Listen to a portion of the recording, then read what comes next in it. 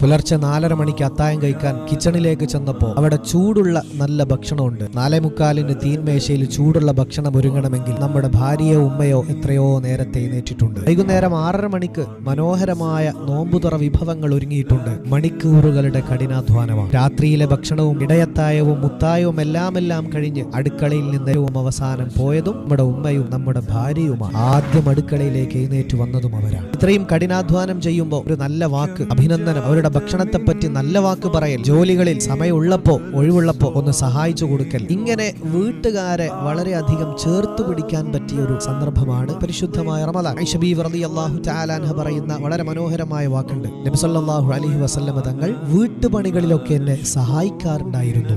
ഇനി ഒരു നിലക്കും വീട്ടുജോലിയിൽ സഹായം ചെയ്യാൻ സാധിച്ചിട്ടില്ല എങ്കിലും നല്ല വാക്കുകൊണ്ട്, പ്രതീക്ഷാ നിർഭരമായ വാക്കുകളെ കൊണ്ടെങ്കിലും ആശ്വാസം പകരാൻ ശ്രമിക്കണം. പരിശുദ്ധ റമദാനിൽ വലിയ പ്രതിഫലമുള്ള കാര്യം.